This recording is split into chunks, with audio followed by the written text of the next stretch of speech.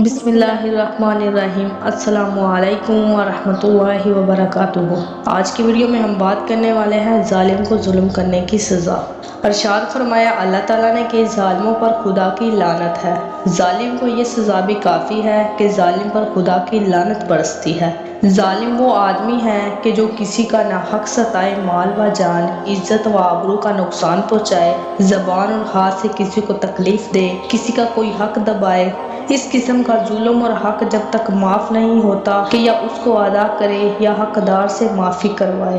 دیکھو شہید کا رتبہ کتنا بڑا ہے کہ شہادت کی برکت سے اس کے سب گناہ معاف ہو جاتے ہیں، مگر لوگوں کے حقوق جو اس کے ذمہ ہیں وہ معاف نہیں ہوتے۔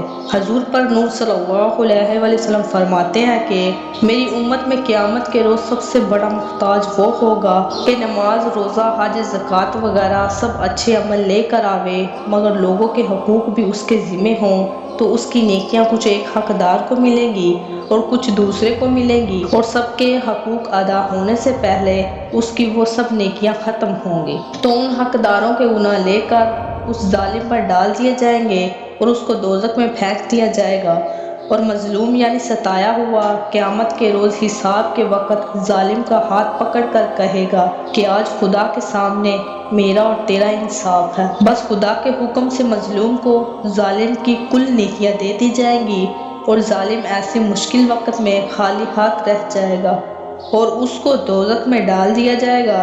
اور حضور پر نور صلی اللہ علیہ وسلم فرماتے ہیں کہ جس کے ذمہ کسی کے 3 پیسے ہوں گے، قیامت کے روز اس کو 3 پیسوں کے بدلے 700 قبول نمازیں دینی پڑیں گی۔ اس لیے ہر مرد اور عورت کو چاہیے کہ کسی کا حق اپنے ذمہ نہ رکھے، نہ کسی پر ظلم کریں۔ رسول اللہ صلی اللہ علیہ وسلم فرماتے ہیں کہ جو شخص مظلوم کی مدد کرتا ہے، اللہ تعالیٰ اس کو پل صراط پر ثابت قدم رکھے گا، ایسے حال میں کہ لوگوں کے قدم اس پر پھنسیں گے۔ مظلوم کی مدد کرنے والا پل صراط سے آسانی کے ساتھ پار ہو کر جنت میں داخل ہو جائے گا، اور جس نے قدرت ہوتے ہوئے بھی مظلوم کی مدد نہ کی تو قبر میں اس کے آگ کے 100 کوڑے مار دیے جائیں گے۔ ظالم کی مدد کرنے والا بھی ظالم ہے، لیکن ظالم کی مدد کرنا اس طرح درست ہے کہ ظالم کو ظلم نہ کرنے دے۔ اس میں ظالم اور مظلوم دونوں کی مدد ہوگی، کیونکہ ظلم پر باندھی کمر اے بے حیا، کچھ تو خوف کر، دنیا سے کرنا ہے سفر پھر غور ہی گھر بار ہے۔ اب زندگی کا راج ہے، کرے جو کرنا آج ہے، جب مر گیا مختاج ہے پھر تو نہیں مختار ہے۔